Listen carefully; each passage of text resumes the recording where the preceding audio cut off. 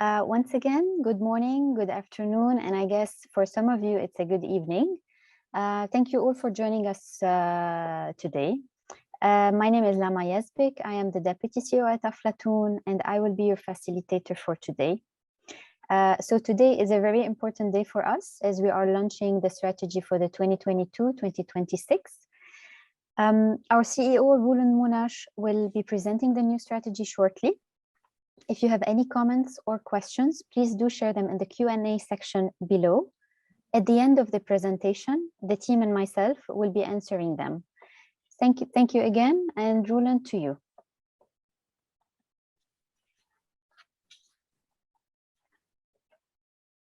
Thank you, Lama. Good morning, good evening, good afternoon. I'm just setting up the space, and then I'll be starting. Let me first of all welcome you all to this, as Lama said, special event.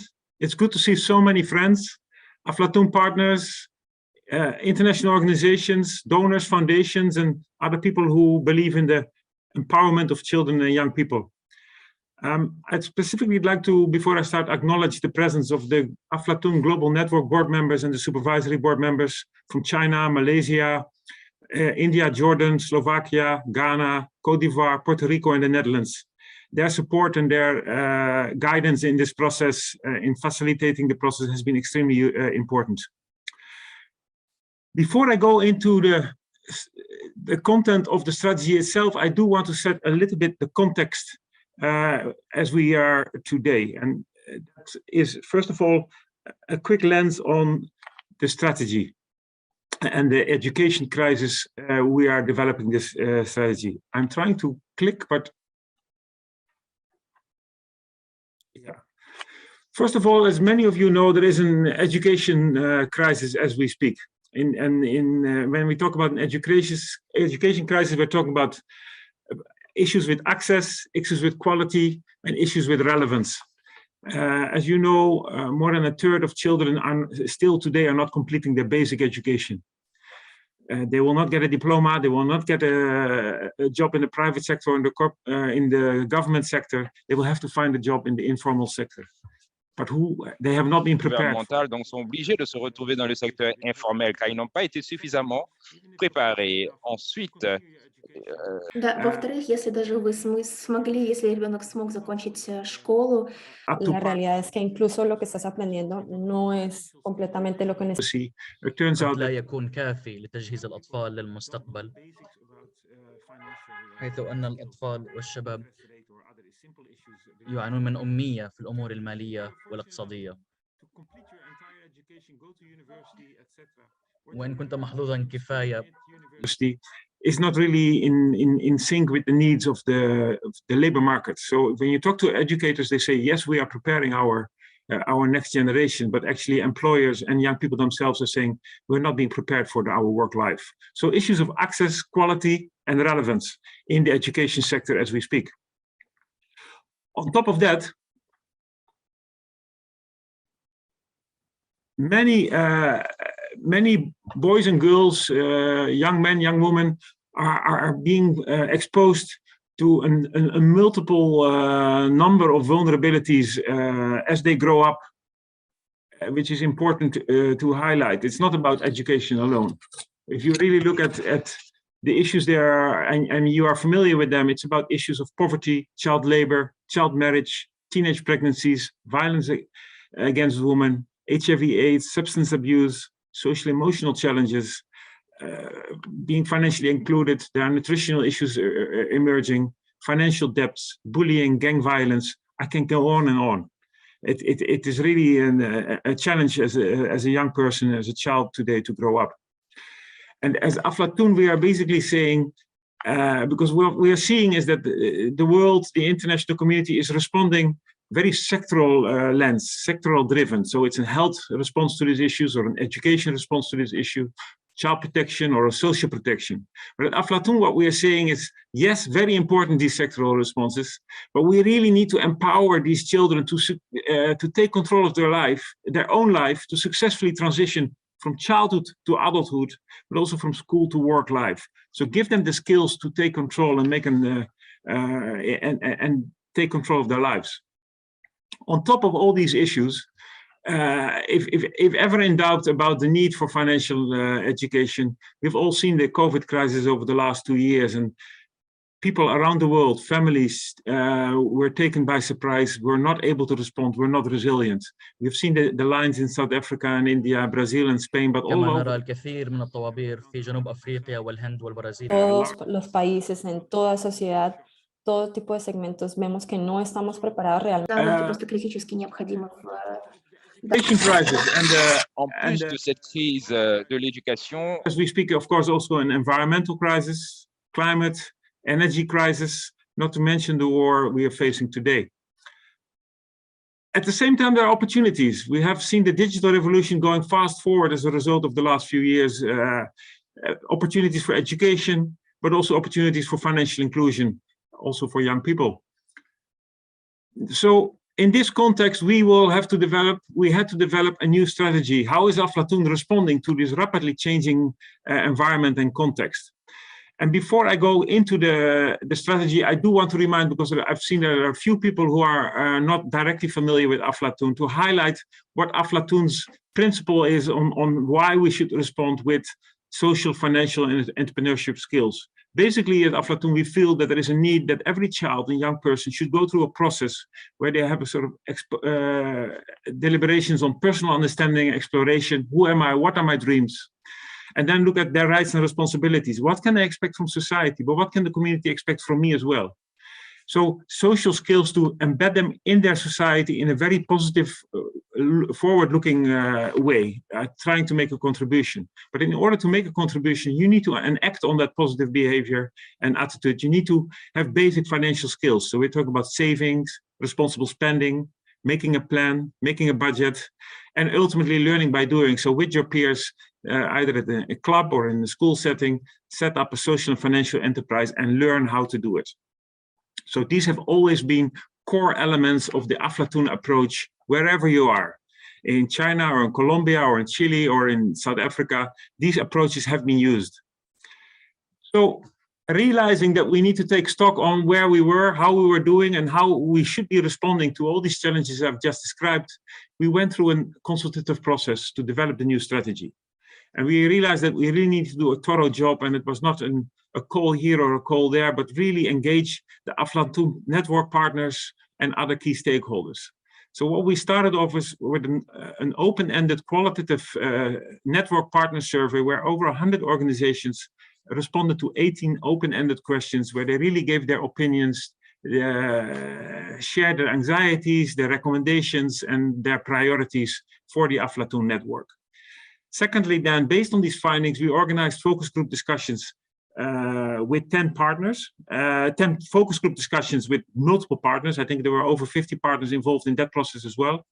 But we also listened to the children and their parents. So we organized 25 focus group discussions. The Aflatoun partners around the world convened, brought children together, brought parents together, and discussed key issues. And building on this, we started to develop the process. In addition to the Aflatoun partners, the children and the parents, we also engaged key strategic stakeholders we work with, for example, the World Bank, the UN agencies, donors, foundations, and other key international NGOs and other like the cooperative movement and other organizations, which were very insightful. And again, I'd like to thank everyone who have participated in this process.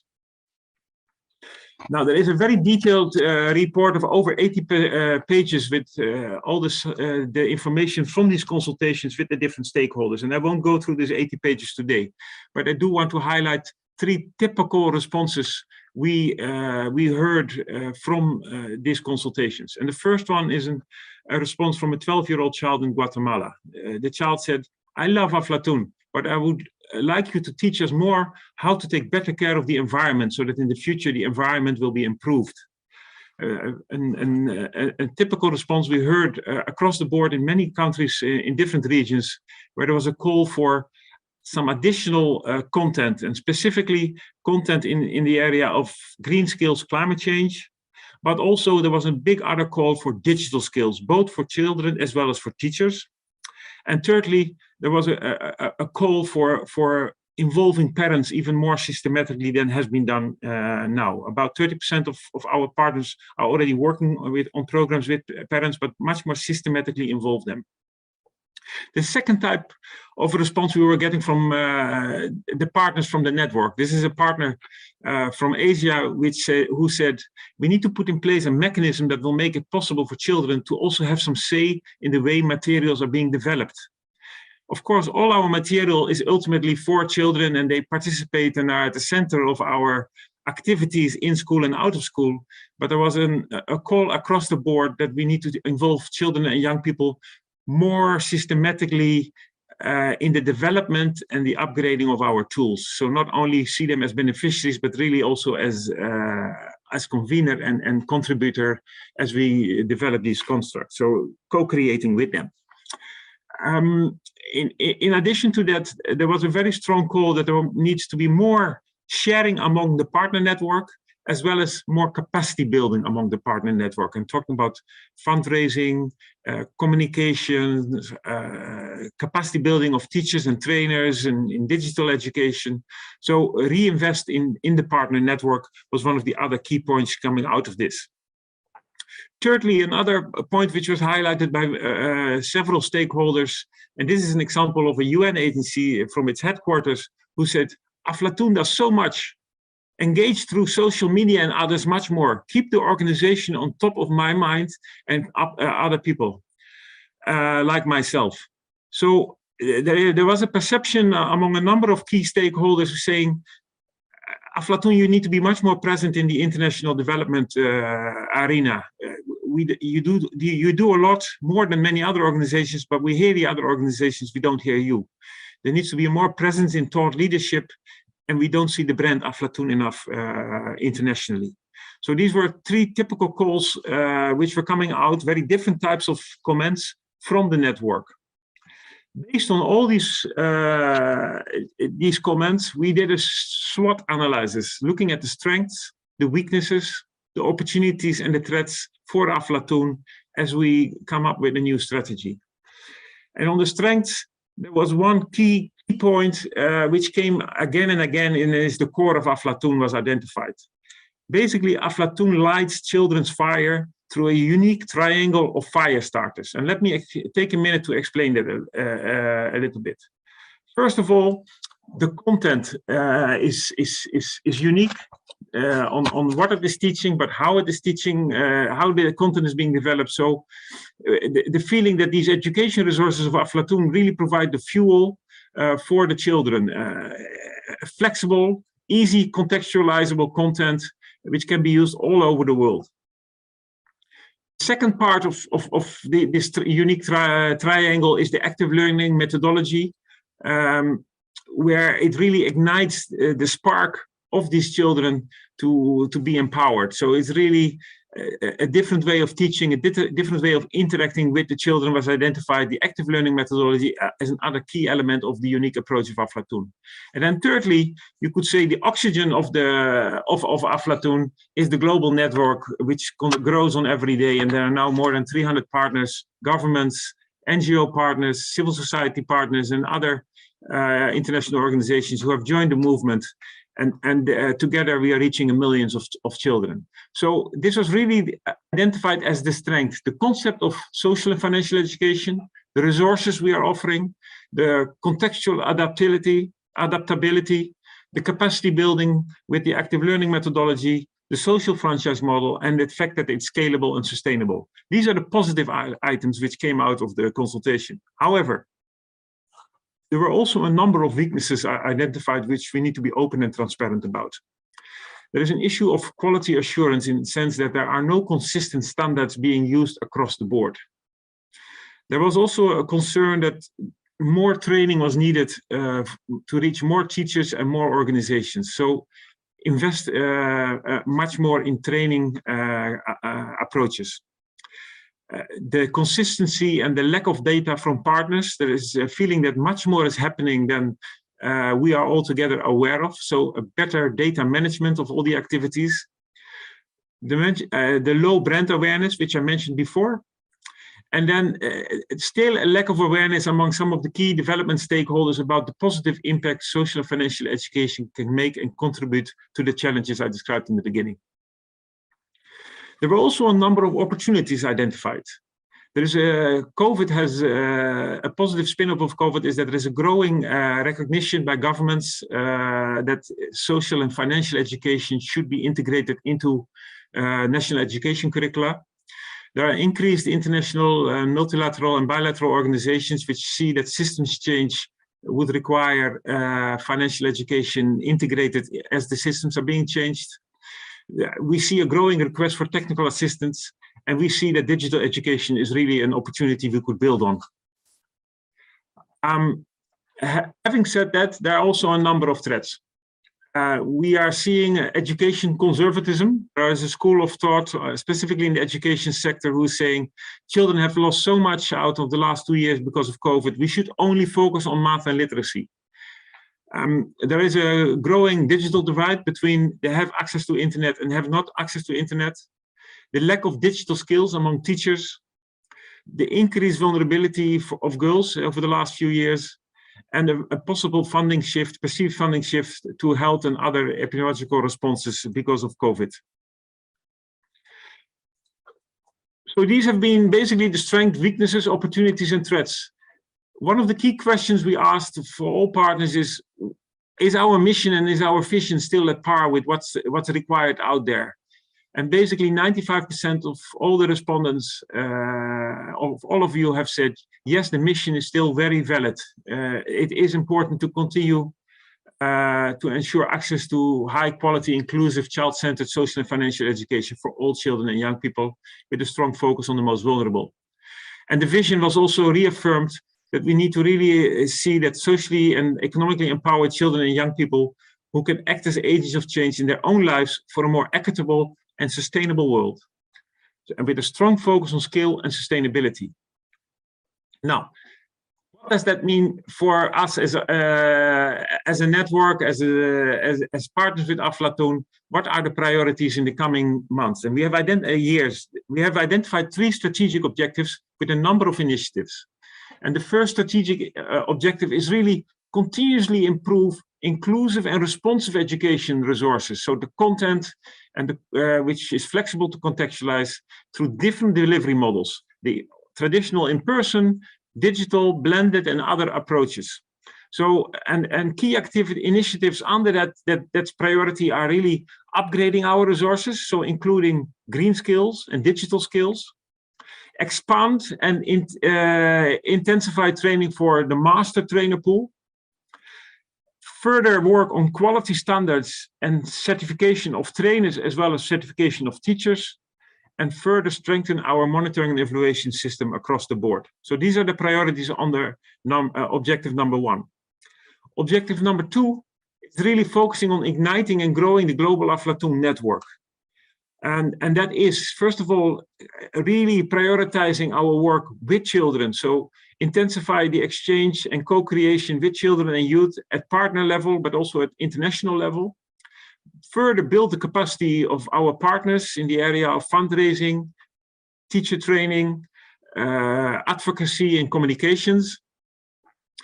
The ambition is to grow the network to more than 600 partners, to work with 60 governments at state or national level on integrating it into the curricula, and train, as a result of all these activities, at least 250,000 teachers in the next 5 years. Ambitious, but doable. And then the third priority in the whole global strategy is really be much more bold and drive bold thought leadership in a turbulent post-COVID-19 world. So many things are changing. We're talking about systems change. We really need to engage at the highest level within the communities, within the countries, within the regions, and at global level to really push the agenda and making sure that children are being empowered to take control of their lives and make a positive contribution. And the key initiatives under this third objective are really working with academic institutions to set up a 2030 research and learning agenda. What are the priorities of research? Set up an annual sort of state of the field report. So really coming up with knowledge, thought leadership in reports where we can highlight to our colleagues at national level and international level on what are the priorities and what are we seeing as lessons learned. Launch an international social financial education award and ceremony. So this would be a fun but also important recognition of the work by all the partners on how they are doing. So this will be an award for all the Aflatoun partners and beyond. We will set up a Futures 21st Century SFE think tank with the partners in the network so that there is a much more engagement between each other together on the priorities. And then be much more present internationally. So intensify advocacy and research communication at national events as well as international events by the partners and by the Secretariat. Basically, those are in broad strokes the priorities of the next 5 years. We have identified 3 strategic enablers in order to achieve these objectives. First of all is to further build a world-class organization.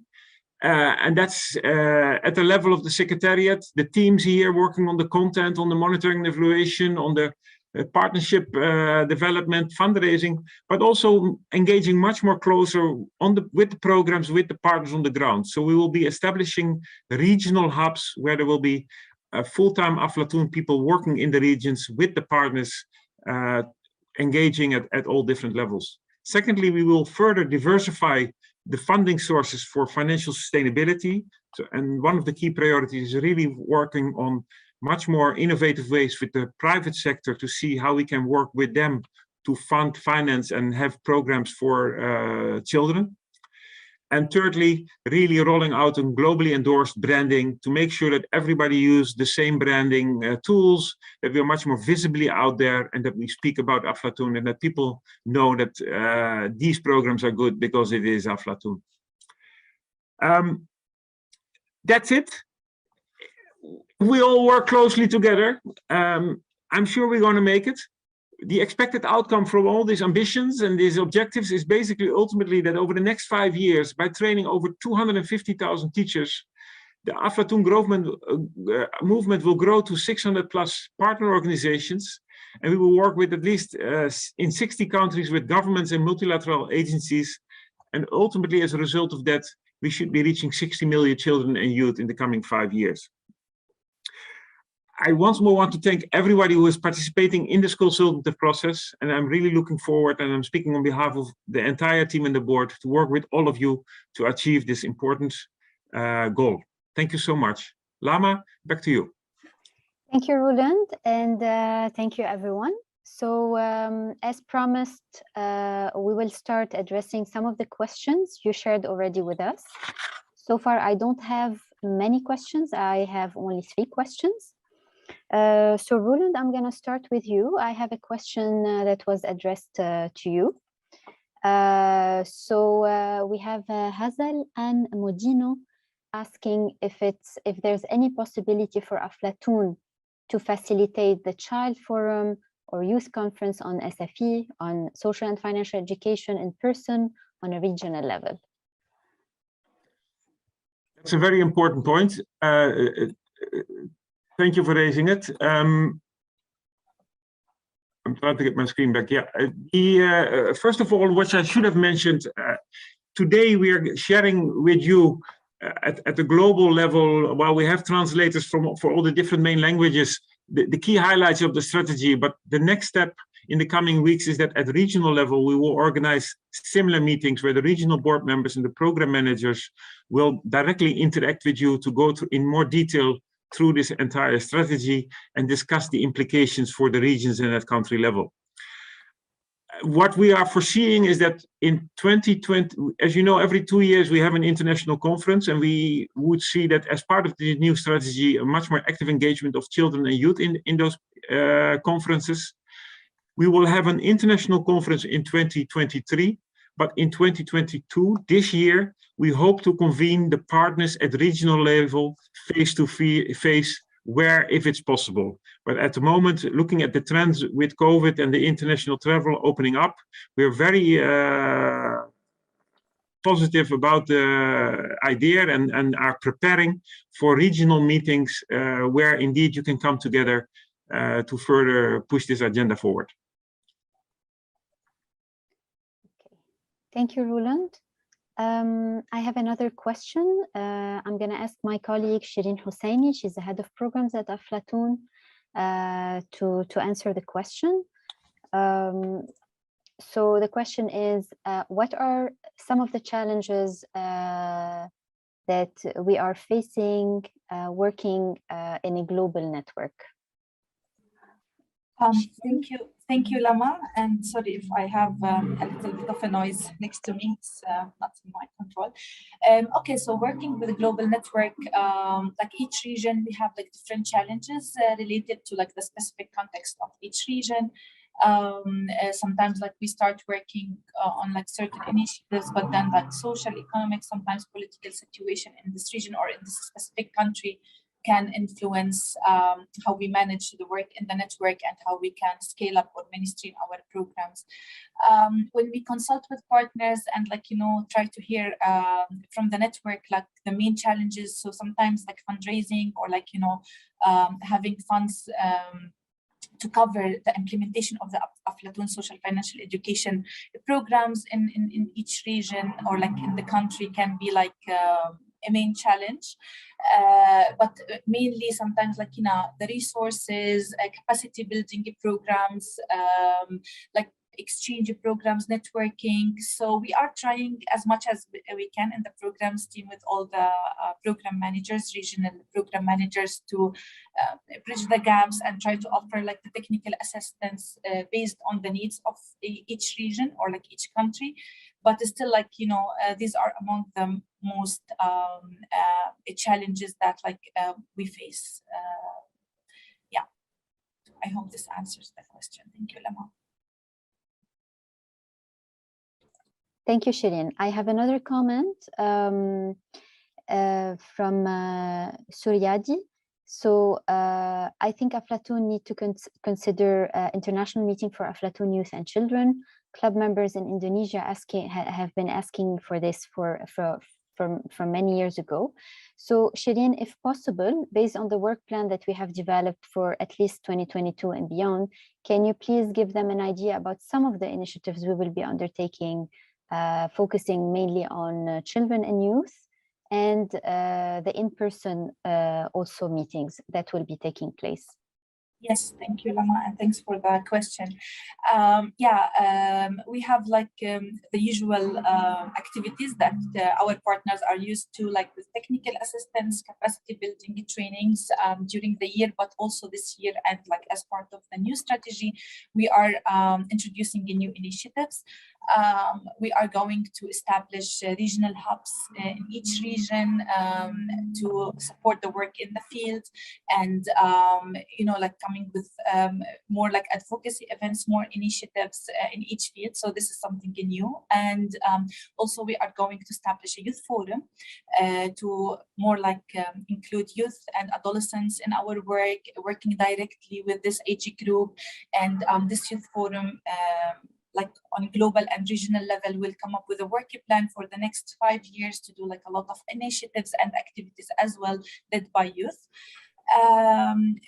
Also like the highlight of this year, we will have hopefully in-person regional meeting for each region for partners to meet again and exchange knowledge, experience, see how we are facing our challenges, how we are like, you know, offering solutions for our programs related to social financial education. More like in new things like, we had this before and now like we are reactivating the idea of exchange programs or like twinning between some partners on regional levels. So this is also something that we will be introducing. in addition to like more trainings, especially with Afla Youth, the new program for all regions coming very soon, training workshops for like the basic Aflatoun program for the new partners, and also other trainings that we identify, and we will identify during the year based on the need of the partners in each region, what topics they want us to focus on, how to use our supplements in a more efficient way. So these are like among our very busy and rich work plan for 2022 and also for the next years. Okay, thank you, Shireen. We also have a question from Rahaf. So Rahaf is asking, how did we identify the weaknesses in the data collected from the partners, and what are our suggestions to address this weakness, and how can the partners support in that? I'm going to be answering this question. So basically, the weakness that we have identified was based on the feedback that we received from the partners during the consultation focus group discussions that we had last year, and based, of course, on the experience of Aflatoun during the last couple of years. Unfortunately, some partners do have the capacity to collect data, but many expressed the need to get support to analyze the data. This is for one. For two, we don't have a platform where we can collect the data and analyze it in a timely manner. So the only data we receive is basically based on feedback from partners on specific grants or projects that are ongoing, or at the end of the year, or in the first quarter of the next year when we share the annual survey. How are we going to address this? So first of all, we are going to develop a robust M&E framework. We are going to develop the tools, and we are going to develop the frequency of the data collection that should be happening. And of course, we will be supporting the partners by building the proper platform and building their capacities as well. How can the partners help? Basically by being like cooperative and using all the tools and the systems that we will be developing as Aflatoun. I hope I answered your question. Roland, I have a question for you. So an anonymous attendee is asking, can you kindly clarify how this strategy will promote the work of Aflatoun worldwide? Yes, the strategy is basically a roadmap, and this is not a roadmap only for the people of Aflatoun who are working at the secretariat in the different teams, but it really is the roadmap for the entire partnership. This consultative process was so consultative because we really want to make sure that what we were identifying was the priority, not just for us, but was really the priorities for you and how we could service those priorities for you. So what will happen is that based on the discussions we are having, the presentation of today, as I mentioned, we will have a follow-up regional workshops where we will further go in detail of these plans, and then set up in motion regional planning where you will be working at regional level with the regional board members and the program managers on translating these global priorities into your regional strategy.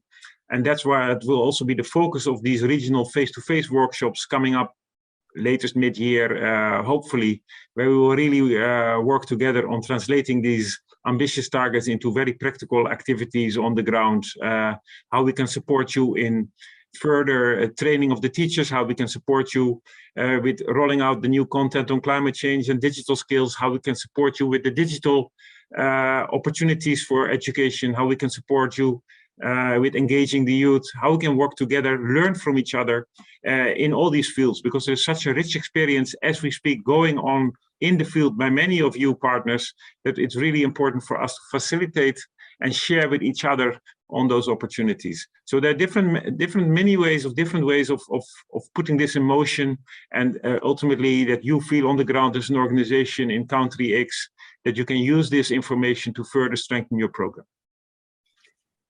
Thank you, Roland. A question to Maxwell. He's our Digital and Innovations Manager at Aflatoun. So the question is from Gertrude from Mozambique. So in Mozambique, they are facing challenges with the internet connection and technology, like many other countries. So what plans does the Aflatoun Secretariat foresee to strengthen the countries? Thanks, Lama.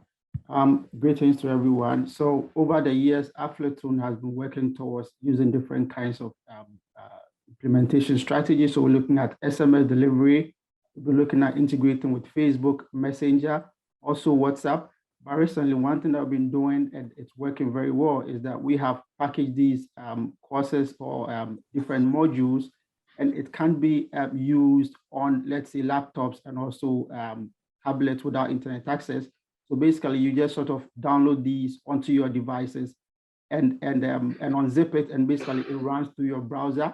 And that's a few of the things that we're doing internally. But at the same time, we're trying to take it on a case-by-case basis. So in the case of Malawi, for example, we want to hear from your side what the challenges are internally, and then think of how we can sort of build this around the opportunities that exist on the ground. But as it stands now, we're exploring also TV and radio happening within different countries.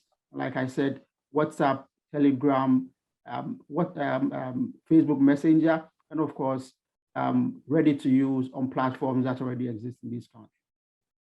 Thank you, Maxwell. The next two questions will be for Nivedita. She's our education manager. So Nivedita, the first question is, how do we involve caregivers of Aflatoun children to raise their awareness about social and financial and enterprise skills developed for their children? If enhanced, will make them help children practice these skills at home as well. So if you can answer this one. And another question is related to whether or not we have a program for children with disabilities. Yeah. Thank you, Lama. So regarding the first question of involving caregivers and parents, this is an area that we also recognize, and we want to prioritize it in the coming years as well. As you know, our Aflatoun program has a family toolkit, and it basically has a set of activities that can be conducted along with parents to bring them along with the children in the classroom to learn about financial literacy as well as the life skills programming.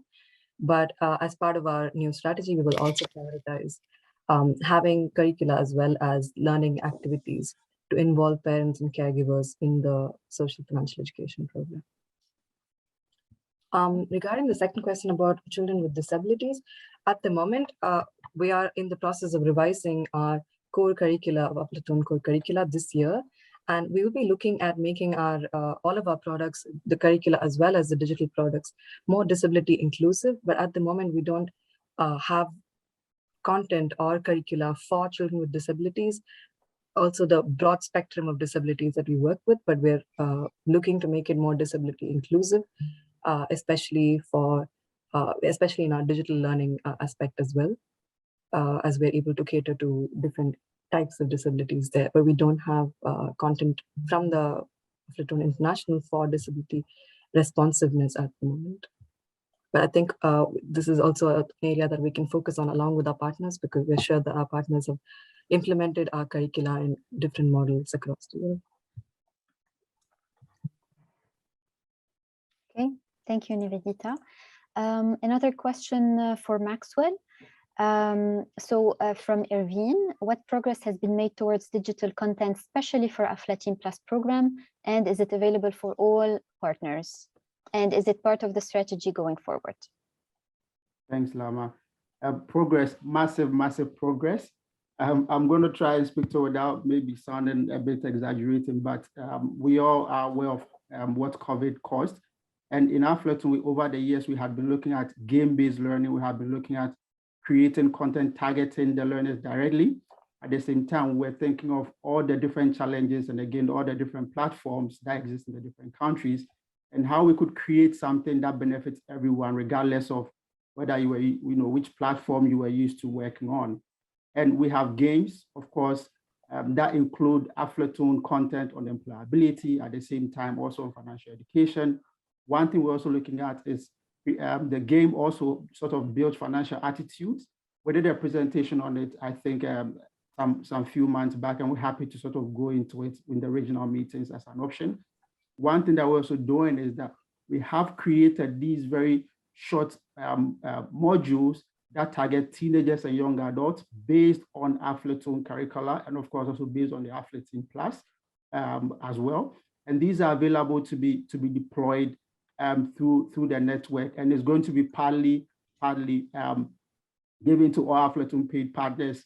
Majority of it will probably be for free. I think we're still trying to look at it internally, but as far as content targeting teenagers and young adults are concerned, we do have over 30 available to use. And one thing we're doing internally is working towards expanding the topics to cover green skills as well as digital skills at the same time, and of course have games that are also linked to that. Another thing that we're trying to do is that, again, I mentioned the different platforms available. All these content we're creating can sit on any platform. So Aflatoun content is compatible with more than 90% of all platforms within, that you are using. We're happy again to sort of address on a case-by-case basis, where we sit with you and look at the platform you have, and of course help you adopt the content for the platform for your own delivery. And as far as teachers and parents and all the other stakeholders are concerned, we do have the Aflatoun Partner Platform, where trainings happen, where there's engagement happening, where different resources are being shared.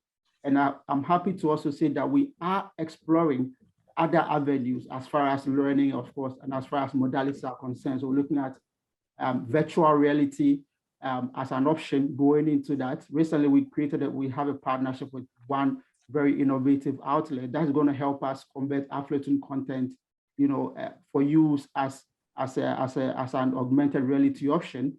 And of course, we hope that this will give the beneficiaries more practical insights of how some of these courses can be deployed.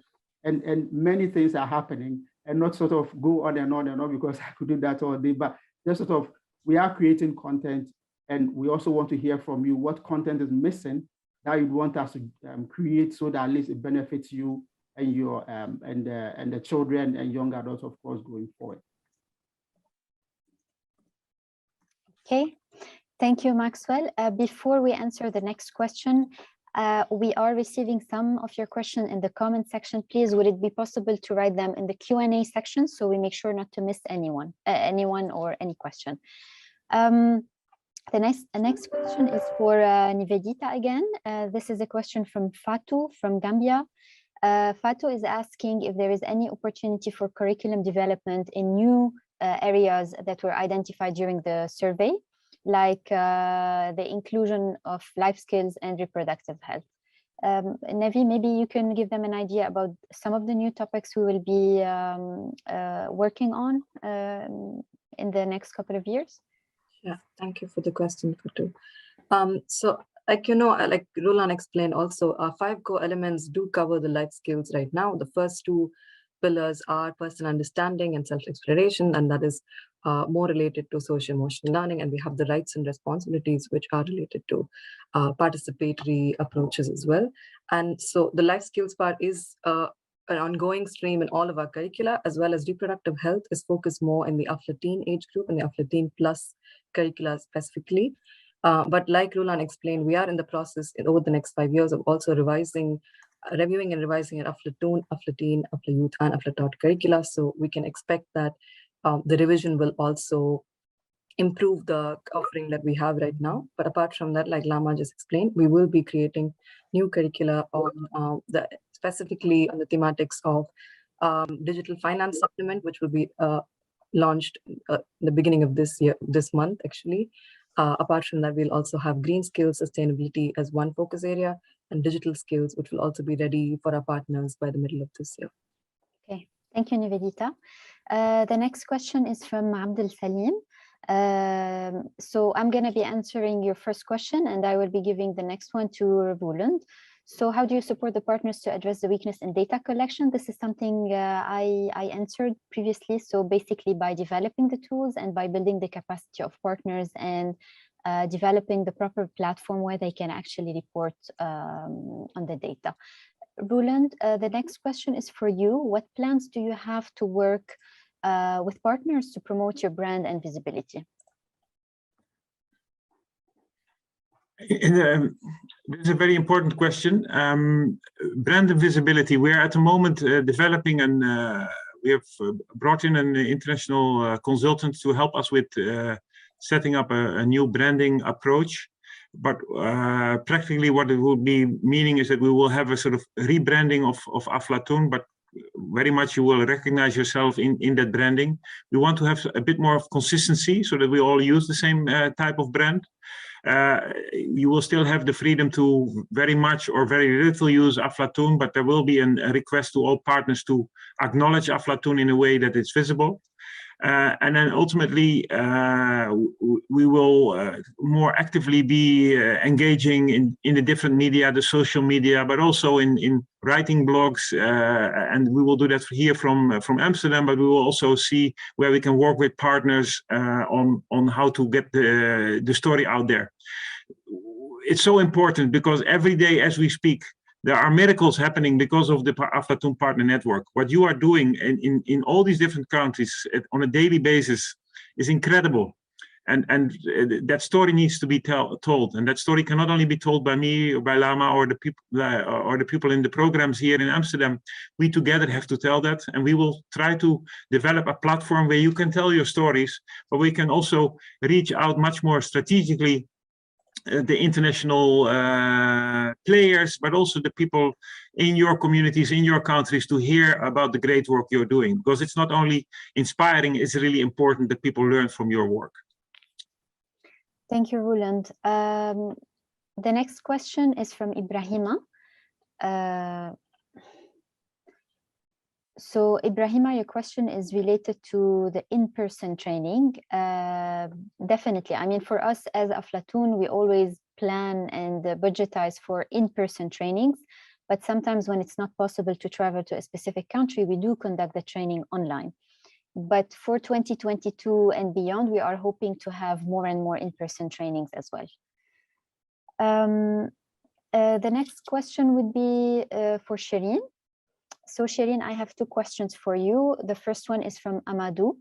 Amadou would like to understand a little bit more the implications of the new partners who joined the network, but who are still not fully engaged yet. So what are our plans for these partners? Yes.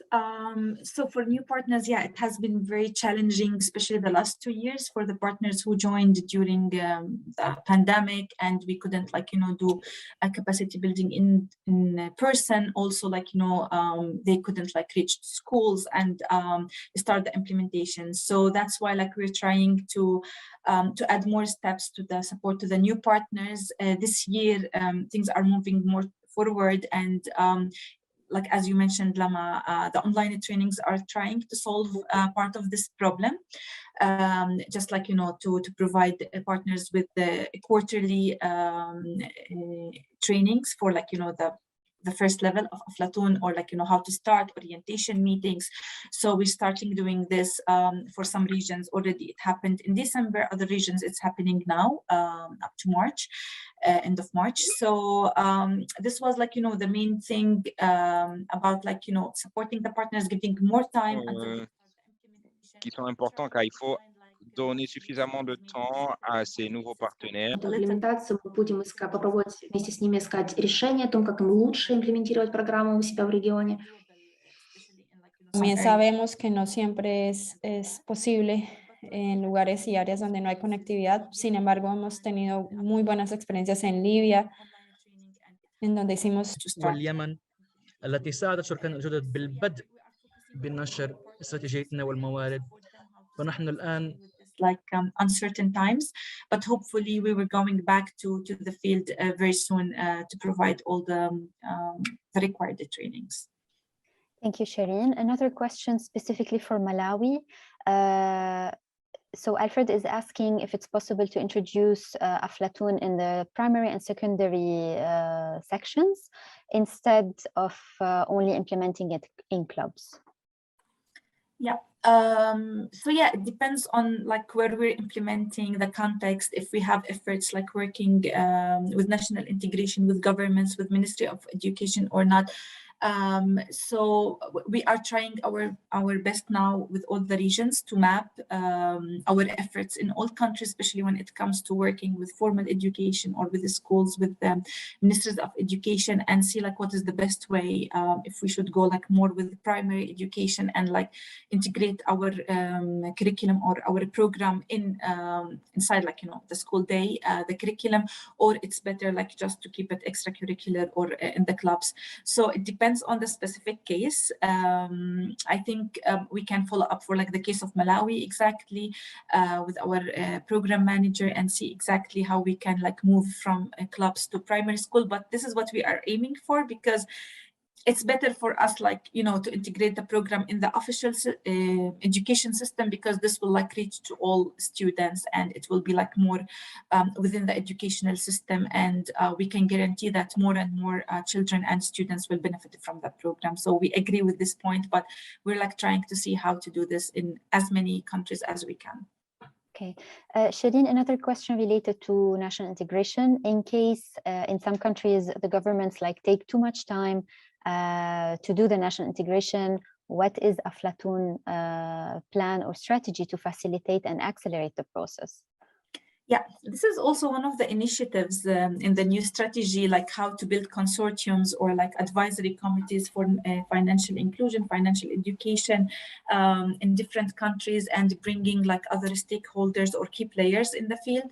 So this will help a lot, like with, you know, when you build a consortium of different partners from different like backgrounds, private sector, central banks, sometimes ministries, not only Ministry of Education. So now we are like moving to, or not moving, like adding the work with ministries of youth, or ministries of social affairs and other ministries or like governmental bodies that can push forward the agenda of national integration, and integrating the social financial education within, like, you know, mainstreaming it and reaching to more children and youth.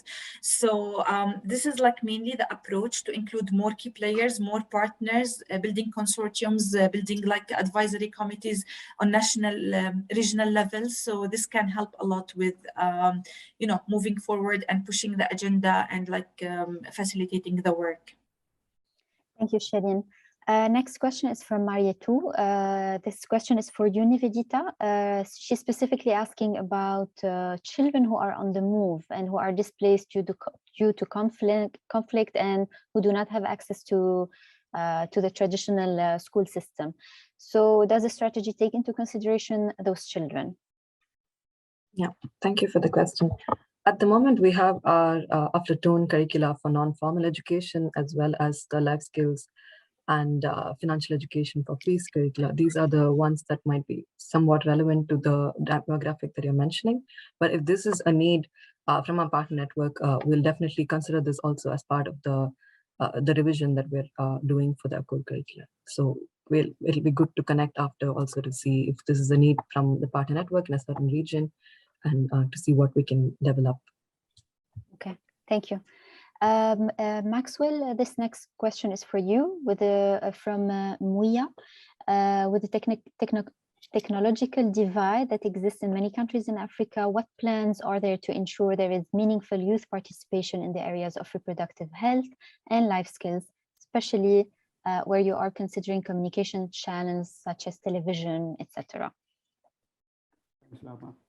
We actually have a plan ready, and we're happy to put it in motion, at least with Malawi, after maybe in the next couple of months, when we can sort of agree on timelines and everything else. The way we want to approach is probably even look at radio first. So we sort of have these target learners in groups and assign them coaches or mentors.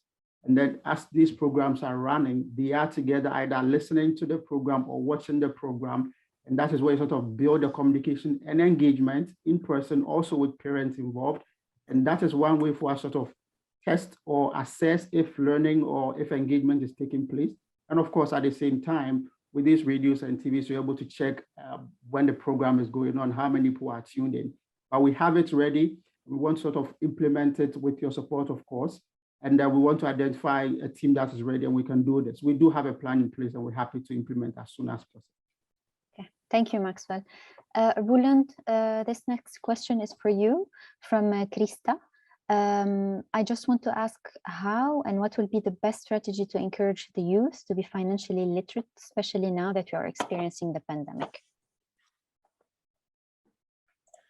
Using the Aflatoun methodology. That's basically, in short, the question. I think we have learned so much in recent years on how to engage with the young people, even under very difficult circumstances where we would not have direct access with them in the classroom.